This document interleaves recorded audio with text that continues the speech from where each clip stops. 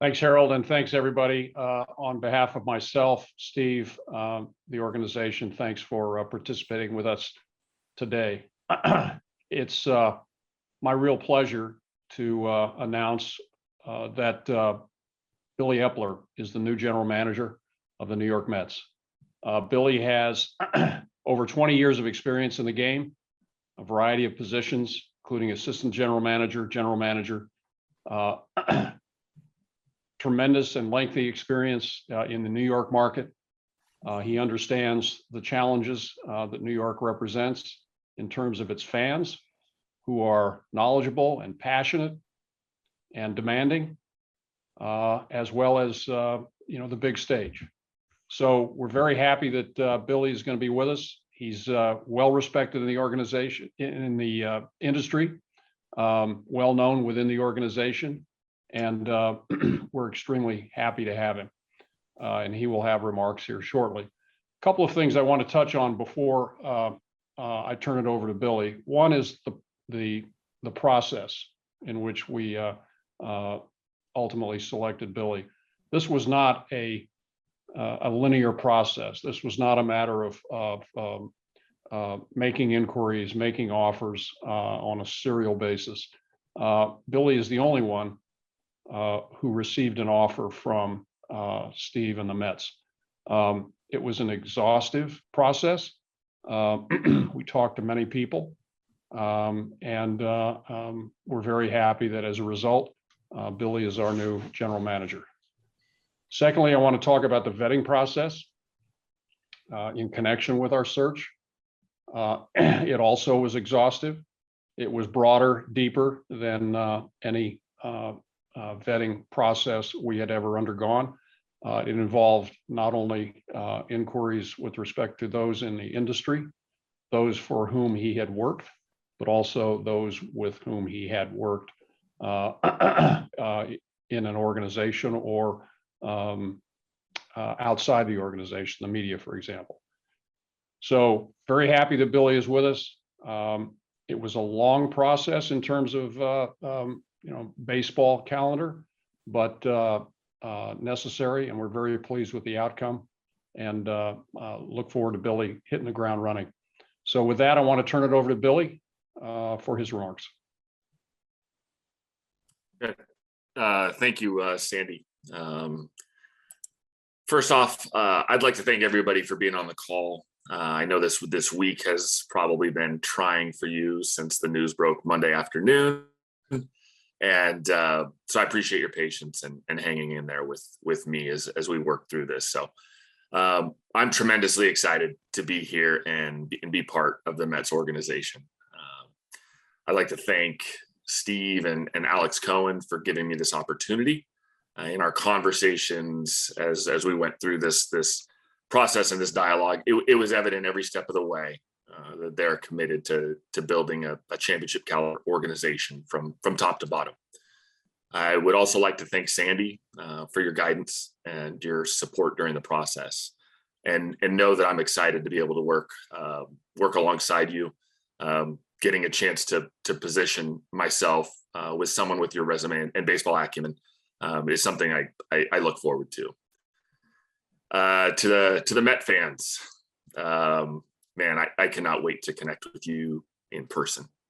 So I'll take you back to my first game, seeing the Mets in 2005 at Shea Stadium. It was my first exposure in person. I felt your passion. I witnessed the electricity of the environment, and I'm sitting in the scout seats behind home plate, and I'm looking around the stadium and thinking to myself, this is what a baseball game was intended to look like. And just know that I look at the role of our baseball operations department as one to serve you, and we realize that we have a duty and an obligation to you, and we will take that seriously. As far as our vision for the Mets organization moving forward, we want to build and drive a culture that promotes an inclusive and collaborative environment that is defined by high operational standards. And I just want to reiterate that again, I'm thrilled to be here because, along with the 2009 World Series championship, this is a career highlight for me. And again, to the fans, we have a sizable list of things to do right now, from a managerial hire to coaching staff hires to free agency and trade market. We're going to kick it into high gear as soon as we actually wrap up here today. So thanks for hanging with me through this process. And again, I look forward to getting to work here with everybody throughout baseball operations.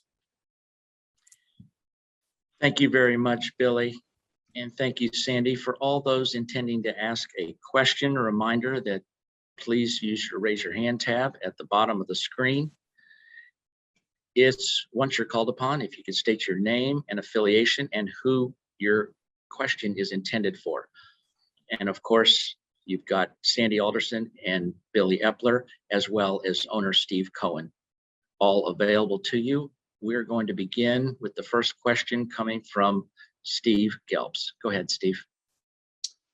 Thanks a lot, Harold. Yep, Steve Gelbs here from SNY. And my first question is for Billy. First of all, congrats and welcome to the Mets. You mentioned that you've got a sizable list of things to do, pretty much right away.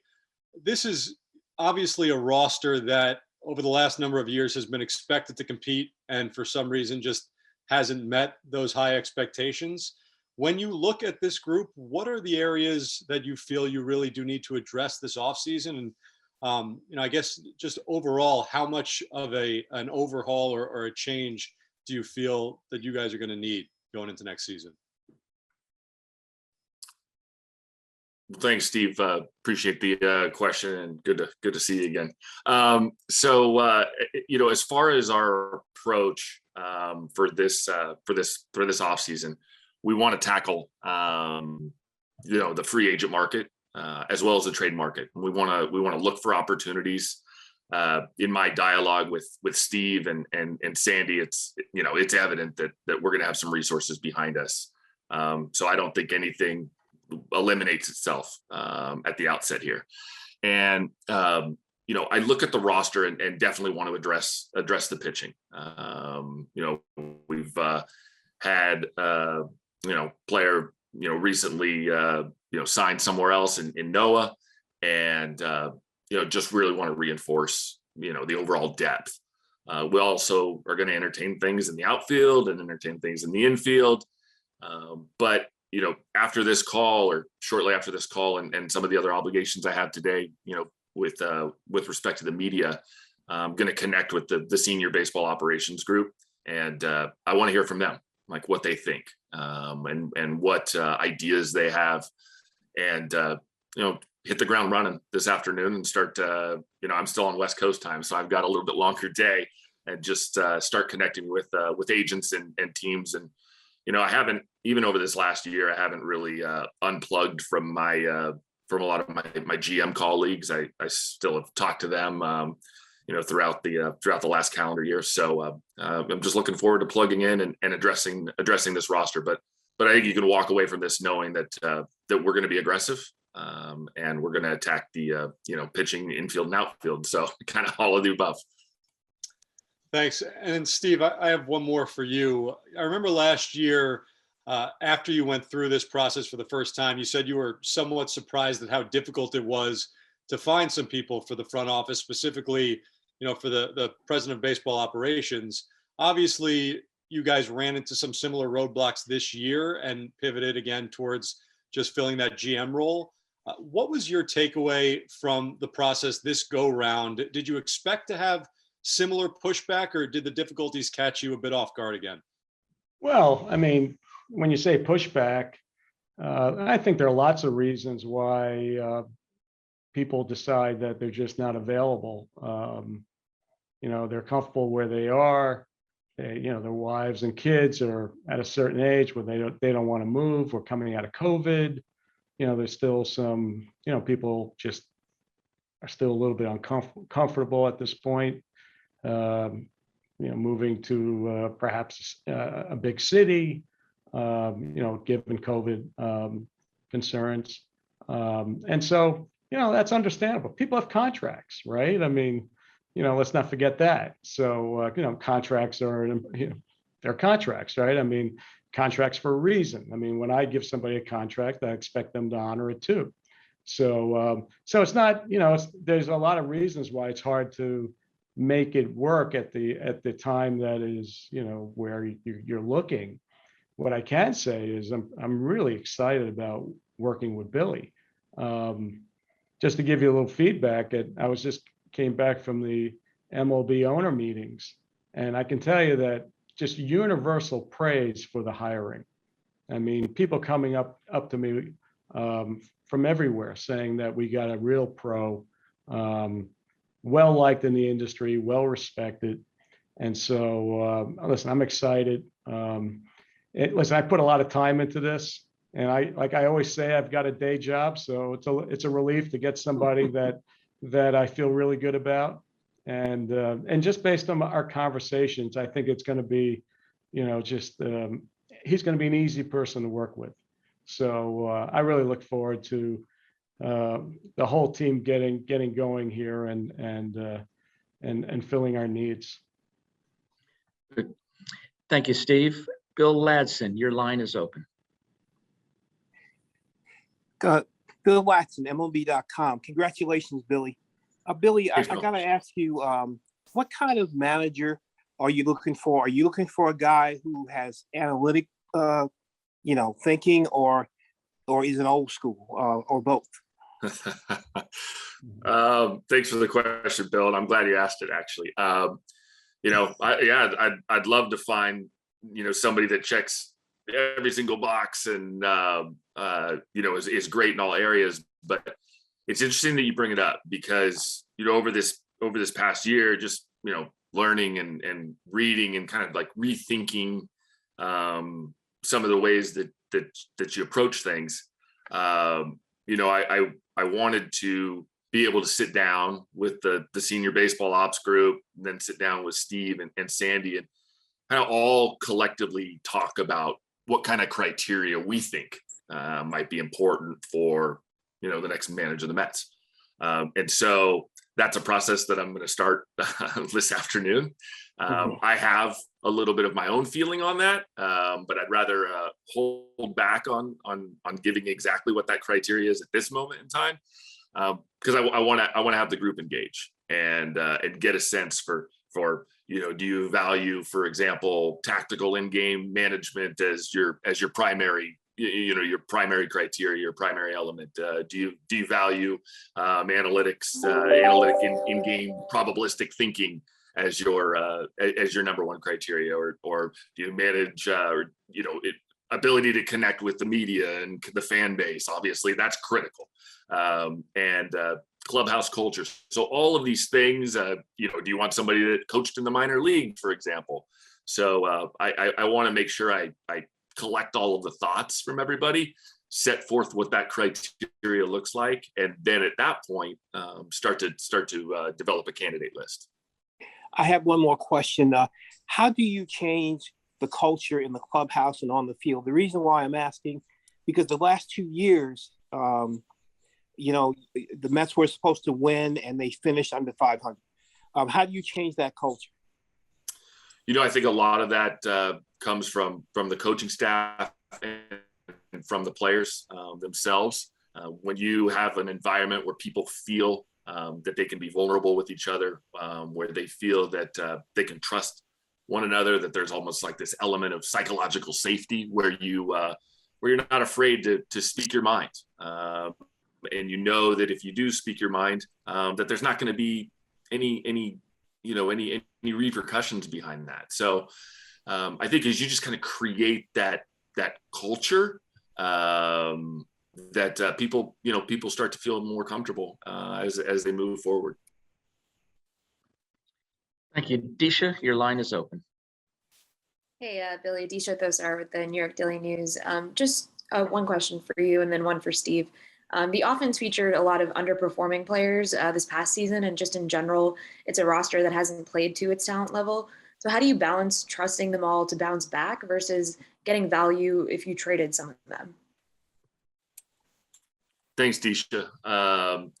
So, the process that we'll look at when evaluating our offense is, what are the underlying process metrics that are kind of driving their performance? And was there an element of unluckiness? Do we expect that that the numbers on the back of the baseball card are maybe not, in fact, the real numbers that we would expect from that player to contribute?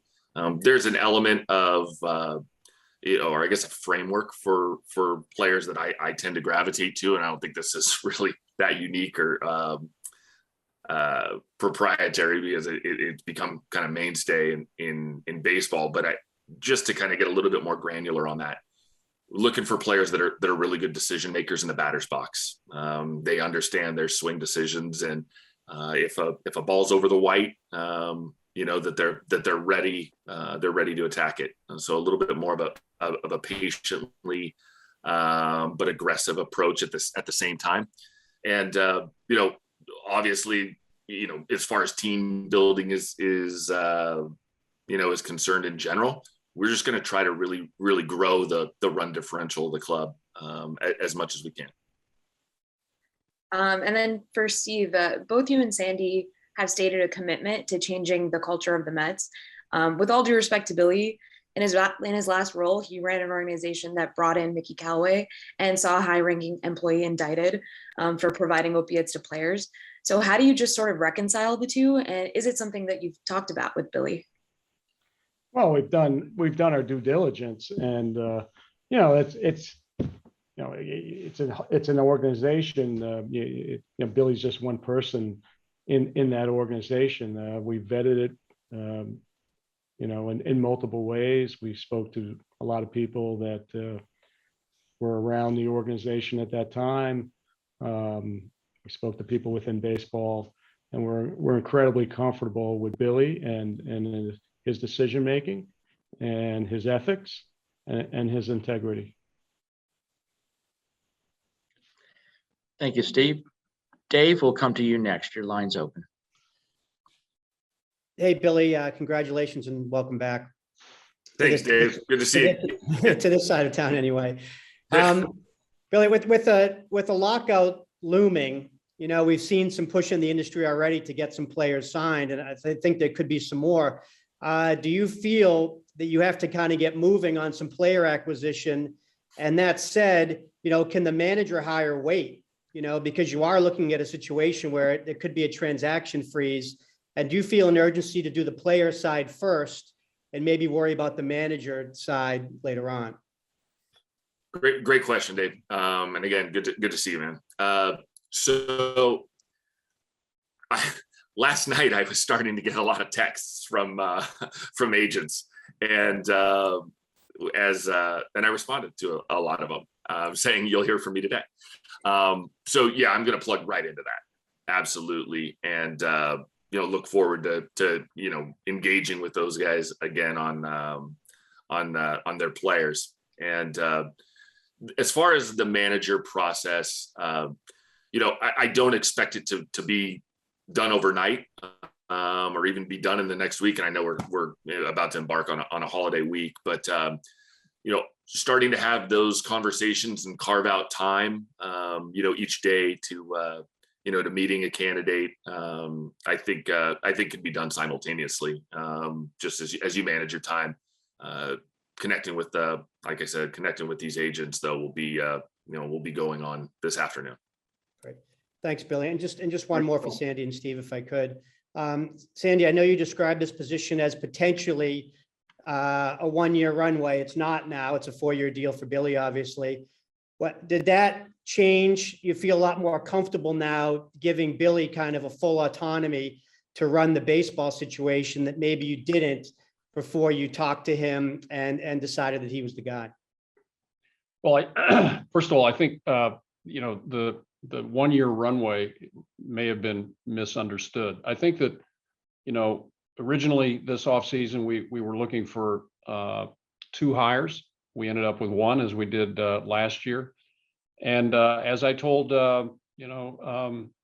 Zach Scott last year, there's an opportunity here for a year at least to establish yourself, to grow, to the point where we may not even do a search a year from now for an additional person or an additional person above the general manager role. So we will have a year's experience, and Steve and I will take a look at that at the end of the season, and Steve will make a decision about the direction he wants to go. But Billy has lots of opportunity here to establish himself, to grow, and have an impact on that decision a year from now. Thank you, Sandy. Ed Coleman, we'll come to you next. Your line's open. Hey, Billy, welcome back to New York. Thanks, Ed. You come from a scouting background, and analytics are becoming much more important in the game as well. But how do you weigh the eye test as an evaluator with the numbers that you're provided with every day, and to try to get the right blend? Yeah, great question, Ed. And I'm glad you asked it because it comes up fairly regularly. So when we're looking at an evaluation on a player, we're going to take every angle and kind of walk 360 degrees around that player, and there's many actual elements of things that you can gather and glean from a player that are not picked up via the analytics platform, whether it's the radar tracking or some of the kinematic tracking that is available in the game now. But ultimately, watching how a player responds and how a player behaves to certain game situations, how their body reacts to things, those elements can never be incorporated via the analytic platform. One of my mentors in Gene Michael, who was very very instrumental in kind of teaching me or growing me just outside of the traditional qualitative assessment where you talk about hit for power and run and field and throw, et cetera, but really taught me about trying to evaluate a player's concentration or focus. And I've used this comparison a number of times that he would look at hitters a lot in the on deck circle and try to see how they were approaching or how they looked in the on deck circle, and then how their body perhaps reacted to pitches or how an infielder moved. And so when I say how an infielder moved, I'm not just talking about how quick they move, but how soon they move or an angle that they take to the ball. And so taking those qualitative assessments and finding a way to formalize them, put them down on paper, and then integrate them with some of the information that you're getting that's more quantitative based, such as spin rates and batted ball trajectories and all these things. And when you can really put all of that together and then spit out a projection for a player, I think that's when you feel that you have all the tools at your disposal. And so that's kind of the process for evaluating a player that we'll go through. Thanks.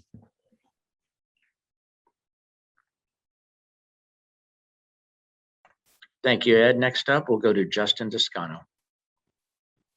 Justin Toscano, Bergen record. I've got one for Billy and then one for Steve. So first for Billy, congratulations. And I'm wondering, throughout the last decade, as you kind of worked your way up through baseball, what was your perception of the Mets from afar? Thanks, Justin, and good to see you again, man.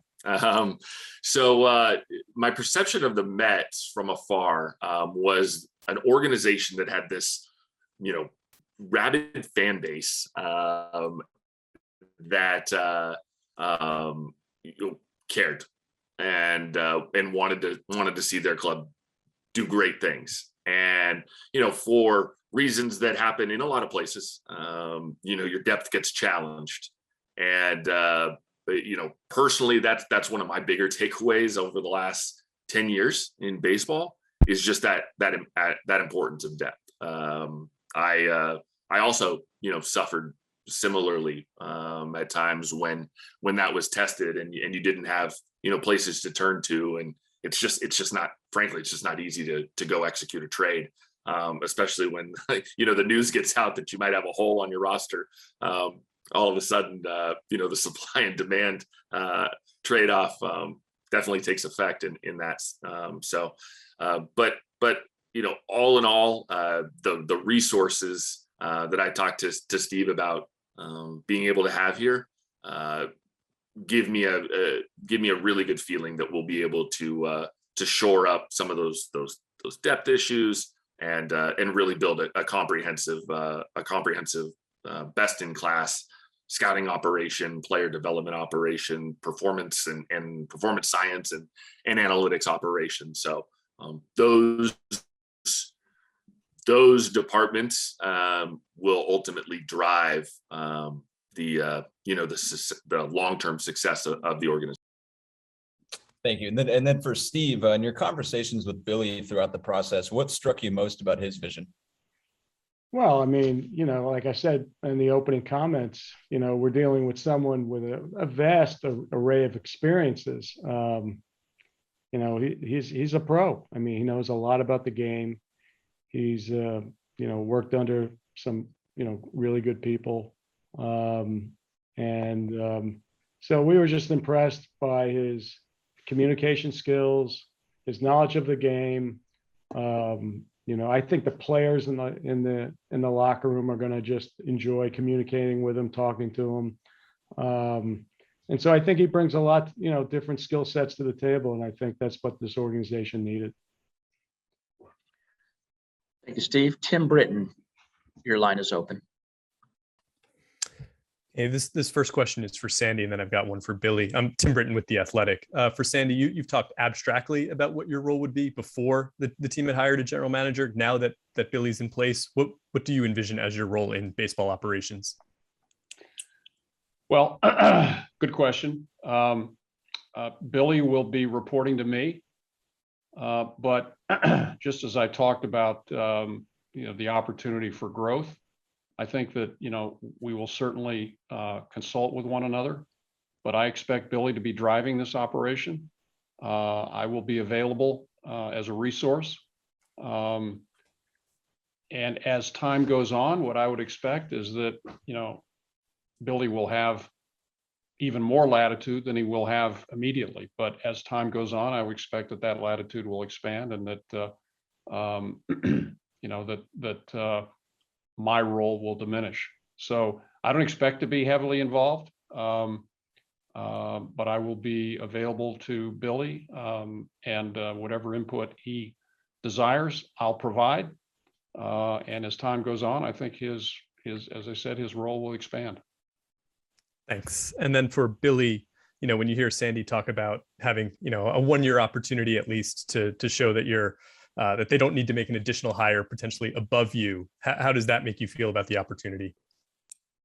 Well, that was conversation that we had, throughout this past week, and how that would go. And in my conversations with Sandy, I understood that this is not necessarily a one-person job, but also understanding the importance of how I particularly look at the world, as far as valuation of players, organizational philosophy, so on and so forth. And so we know that if that opportunity exists in the future, that I will have a role in the process with Sandy and Steve, and if that comes to pass, then I would welcome that opportunity,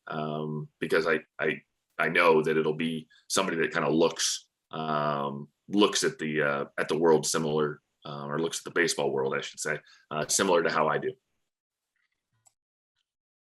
Dan Martin, your line is open. Hey, Billy. Coming from your stint with the Angels, what do you take from those 5 years? And obviously there wasn't a ton of success there. So what do you think you learned from that previous stint with Anaheim? Yeah. So Dan, good to see you again. Thanks for the question, man. So, upon arrival in Anaheim, there was this kind of convergence of circumstances. We had this, depleted farm system, which I think Keith Law described at the time as by far the worst he's ever seen. And there was a little bit of a move away from international talent. The club was in the penalty box in 15 and 16, meaning the penalty box, would mean, they couldn't sign any higher value international free agents. Their spending was capped on the amount of a bonus they could give to one particular player. And then there was some sizable contracts, parked on the major league roster. So, the lack of depth, I guess, made us dip into, into free agency to fill multiple holes on the roster. And when you're thin on that depth, any injuries you sustain, I should say, really make you fall through the ice. And we were having some successes early in 17 and 18, and then we'd be slammed with 2 season-ending injuries on the pitching staff. And quite frankly, we couldn't recover. That's why I alluded even earlier to the depth. That's a major takeaway. And then on the free agent front, we pursued, mainly shorter term and lower AAV deals because we had multiple holes that needed to be filled. And we did that, in an effort to not really double down on some of the contracts that maybe were on their later years or the downslope years. But those free agent deals, they didn't work out, or a number of those deals didn't work out. And it was done, I guess, in position, or it was done in an effort to position the club for real spending capability in 2020 and 2021, et cetera, as some of like the prospects that we took in 16, 17, 18 drafts might be able to merge in. So, I didn't think at that moment in time in free agency that, if I reflect back on 17, 18, 19, that we really had a real, chance to kind of overtake Houston. So played a little bit of a safer, and didn't want to burden the organization long term. But like I said, a number of those free agent deals didn't work out. So my biggest takeaway is the importance of depth. That would be, at least as far as constructing a major league roster. That's my biggest takeaway. And from the Callaway hiring, I mean, when you reflect on that, based on what happened, is there anything that you can take from that, going forward and in the process of going through candidates, whether it's for managers or anything else? Yeah, I mean, the industry in general, as Sandy and Steve alluded to, has a vetting process that's evolved, and we have greater resources because of it. In general, the Angel organization has been asked and have answered for it. And there's not really anything more specific I can add today. Just that, like I said, that industry vetting process has evolved. Tyler Kepner, your line is open. All right. Hey, Billy, good to see you again, man. Congratulations. Hey, Tyler, good to see you too. My question is for Steve. What did you learn from this, first full year, at the head of the Mets, and how do you think your role will change or evolve compared to what it was this year? Yeah, I think the major learning was if you're going to be in first place for 100 days, try to do it at the end of the season, not the middle of the season. I mean, that would be helpful. Listen, it's a first year. There's a lot of learnings. I'm just getting acquainted with baseball, getting up to speed on the language, getting up to speed on, just all the little intricacies. I mean, for an industry that's not a big industry, there's a lot of moving parts in running a baseball team, whether it's analytics, whether it's technology, whether it's all sorts of player development and health, and so there's a lot of moving parts there, and which is why it's really important that we build all of these areas out and find the best and brightest and it's what is my job? My job is to provide the resources, find the people who can run these areas with Sandy, and find these people. So and then let them do their thing. Okay, I mean, it's not my job to dictate who the players are going to be. My job is to, when they come to me, is to say, yeah, let's do it. Let's spend on this. Let's make this trade. I agree. But I want to delegate out to my people. I want to give them a lot of rope, and let them make decisions. I mean, ultimately, if you're going to interfere in every decision, it's not going to work. At least that's how I've run my other businesses, and that's done well. And I expect to run it the same way here.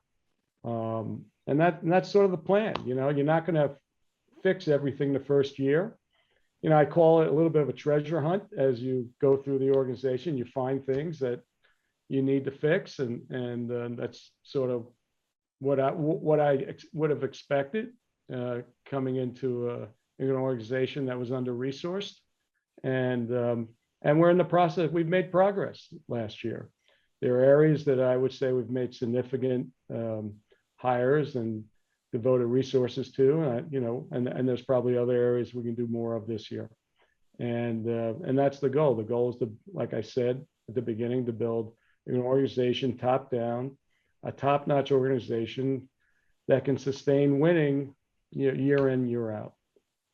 How do you plan to use Twitter going forward? And was that sort of overemphasized or misunderstood at some times? What do you mean misunderstood? Well, what is the influence of your whatever messages you put out there? Were people emphasizing that too much? I don't know. I mean, it's hard to say. Maybe it was novel, right? I mean, owners haven't really done much of that, and so it was new. It was novel. It was also I was trying to connect with the fans, and I actually think I was pretty successful at that. I think just getting feedback from people from the ballpark and around the area saying, yeah, they really enjoy it. They actually appreciate that type of interaction with the owner. Twitter's a tough place to do it in general because it tends to be combative, as you know.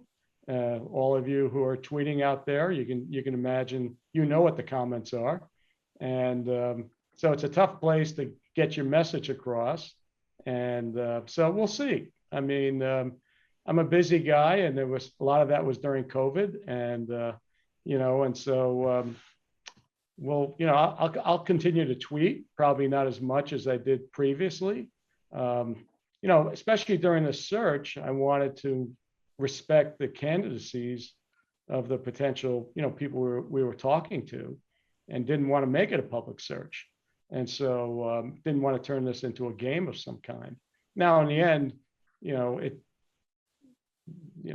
media is interested in finding out what we're doing. And so it becomes a public search, and I was trying to keep it as private as possible.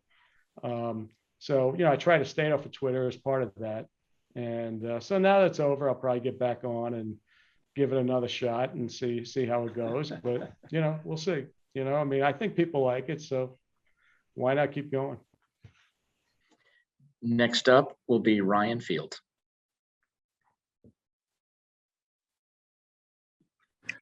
Ryan Field, ABC7 here in New York. Steve, this question is for you. You talk about lessons learned when you think about your first go round into free agency.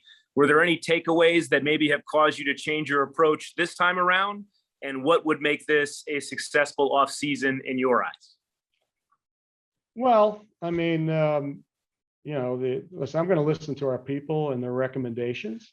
They're going to be, I expect to our budget today, without even signing anybody, is already at 185 million or so. So, and we have, if we're going to find the right type of talent, it's going to probably be either trades with other clubs or free agents. We don't really have a lot in our farm system to supplement what we need. And so it's going to require probably spending. And that's what's going to happen. And I've let Billy know that I'm willing to, for the right deals and the right free agents, to go and get the players we need.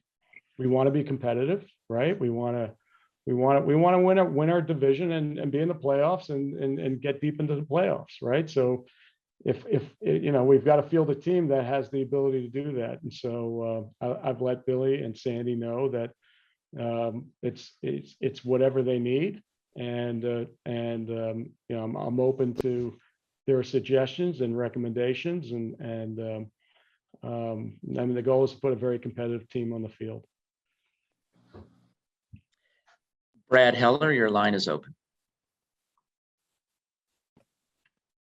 Brad Heller, WCBS 880. This question's for Billy. First of all, congratulations. Sandy mentioned your experience in New York as being a big part of a big positive on your resume in landing this job. Looking at that experience, what do you take away? What specifics that you think can help you in this position? Thanks, Brad. So New York, magical place. Awesome. I came here in 2005, and I was born in Southern California and did some time in Connecticut for college, and a little time in Denver, a little time in Tampa, and then I got to New York, and it was something. Big buildings, it's intimidating. It makes you feel really small. But as you go and you learn and evolve, the city starts to teach you. I think the city teaches patience. I think the city teaches resiliency and humility. And there's really no other place like it. And it's special. And I miss it. I didn't miss an opportunity to come back if my former club was playing out here. Because I did. I miss the city. And so you learn about how the fans care about their club. And you see the gear as you're walking through town. You see the replay maybe on the up on the TV if you're walking back to your apartment or back to your home, and you just feel this. I started to feel this sense of responsibility to the fan base, that they're wearing the gear, they're watching the games, they're completely invested. So you have a duty to them. And it felt like this just awesome responsibility. And that's my takeaway from New York, is that I have this responsibility, and this whole baseball operations and our players, we just have this responsibility. And it's fun to have it and to plug in. So that's kind of my takeaway from my time in New York. And one more, if I may, your experience on the other side, on the agency side for the couple of months, learn any tricks of the trade that might help you as you start making those phone calls, maybe even later today and over the next couple of weeks? Yeah, maybe a couple. No, actually, when I made the decision to join that group, it was a unique opportunity to walk into this major, humongous talent agency with a massive platform and loads of resources and tools. And it was, we were going to be allowed to really innovate and push in the player development and care space. And those are things that, those are things that I really enjoy doing, and they're building this comprehensive platform to really serve their athletes. And frankly, a lot of what they were asking me to do was fairly similar to being a general manager, maybe more so to being like a scouting director as well as a player development director. But in my time there, you do learn, you do learn things, and it was a good experience, absolutely. And I thank those guys for giving me that opportunity, and they're going to do something special.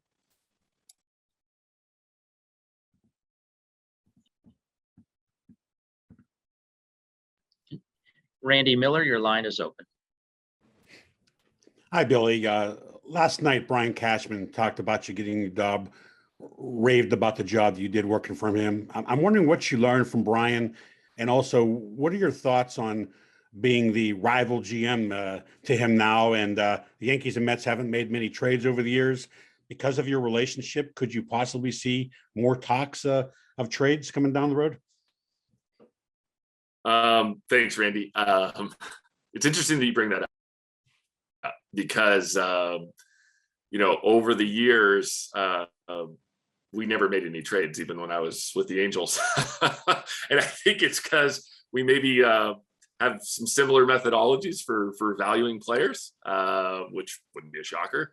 And so I'm not really expecting to do a lot of transactions, but as far as the dialogue, we have a regular dialogue. I think even over the past year, I mean, we don't go a week without talking to each other. And he was a tremendous mentor to me, and somebody that means a lot. So just in as far as like what I learned there,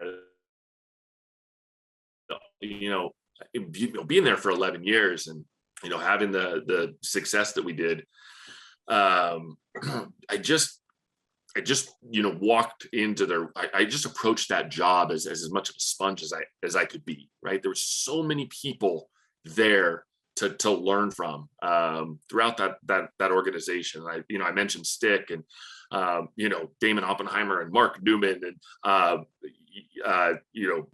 Donnie Roland, and just people that were leading different departments and kind of understanding how they looked at things, and then really working in lockstep with Michael Fishman and trying to integrate our processes for qualitative evaluating and quantitative evaluating. And so I just take so much of kind of just the operational methodology away from there, and look forward to to continuing to evolve and grow from those experiences. But as far as Brian's impact on me, it's been monumental, and I appreciate him for that.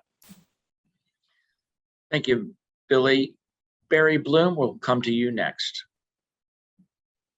Hi, guys. Nice to see you all again. Billy, congratulations. I think it would be remiss for me to not congratulate you on the evolution of Ohtani and where he went this year. And you were the guy who took the chance on him with a grade 1 tear in his elbow back then, and he really came to fruition with everything last night. So congratulations on that too. As far as the questions go, going back to the labor situation, with all the things that you want to do, in the off season, if you wind up having a work stoppage in a week or so, how does that affect all of it? And maybe from Steve's point of view, you just came from an owners meeting. Where are the owners on this right now with 11 days to go towards the deadline? Well, I mean, I leave the negotiating to the commissioner and his and the people doing the negotiating up there, and obviously, doing what they need to do, and we'll see what happens. I let them handle that. And I'll piggyback, Barry, and circle back with with the answer to your question as far as how we would approach the the winter time. And again, thanks for the congratulations, but they really go to they go to Shohei. So remarkable year, and I'm proud of him and happy for him. But as far as the offseason is concerned in general, I mean, most of the time in a traditional off season, which hopefully starts November 1, because you're playing so deep, you're gonna start and engage in free agency, absent any coaching staff decisions that you have to make, and you engage in that free agency, and then you engage in the trade market, and you even start dialogue with other teams even in October, even if you're still playing, to get a sense of what maybe clubs want to do during the wintertime. And you evolve through the marketplace, and you have your initial conversations, and you get a sense of the expectations of some of the players and the comfort level with some of the players as far as playing in your market, or in a lot of cases these guys are going to be moving around, and so you want to see if there's a family dynamic or what have you that maybe would dissuade them from moving. And then as you kind of gain all that information and evolve through the off season, you then start getting into a time before spring training where you can really dive into processes, player development processes, because now you're on the verge of collecting everybody back for spring training, and you want to see, do we want to rethink how we do things, and do we want to implement a new processes? So if we're faced with a period where we have to kind of move that order of operations around, that's a really long-winded way of saying there's plenty to do, and coming in day one into an organization, I have to do a lot of listening, and a lot of listening to learn, and so that's what I would spend all of my time doing. Very good. I believe we have time for one more. Pat Ragazzo, your line is open. Pat Ragazzo of Sports Illustrated. Welcome back to New York, Billy, and congratulations. You mentioned during your last stint with the Angels where, a lack of depth kind of caused you to try and fill holes in free agency. And, Steve and Sandy mentioned, the lack of depth in the farm system right now. So how do you avoid, kind of making those same mistakes and going down that path again this time around when there are clearly holes to fill, while also trying to build up the farm system? Yeah, great question. And thanks, Pat. Good to see you. So ultimately, there's some strength in this farm system. As I looked at it, there's a number of guys that are top 100 prospects, but we don't want to move them. And in the conversations with Steve and getting a sense to understand our resources, we'll be able to take a little bit bigger swings in free agency. Like I alluded to at the start, I don't think anything's ruled out right now, and so that's gonna provide a little bit more operational runway to look at potentially a different class of player in free agency, and just so we can talk a little bit more in detail on the organizational trajectory and maybe what we're going to try to do. Is we really want to center our framework for decision making here around maximizing our cumulative World Series odds over a long-term time horizon. So what that means is like a great team maybe starts the season with this 15-16%. I'm talking like the best team, maybe a 15-16% chance of winning the World Series. And then you have these really good teams that, are probably going to be, over around 10-12% chance of winning the World Series. And, if we, make our decisions in service of maximizing and building those odds, and we build that over this several year time horizon, then we create sustainability. And then the free agent spending can be born more out of opportunity than necessity. And so, making those decisions to and having the organizational discipline to avoid impulsive decisions that maybe give up, large amounts of future World Series odds in exchange for some smaller gains right now. We want to avoid those decisions. And so a way to do that is to make sure you hold on to the prospects that you have, which, in turn makes you have to invest a little bit more into free agent spending. And, that's, I know Steve, talked about his job and his role in that. And it's the toughest role because, he's got to sign the front of the check. And so we want to make sure that we're making really good decisions on how to invest that. Billy, with that, we will conclude our press conference. We'd like to thank you, Steve and Sandy, for participating and thank everybody for joining today's call.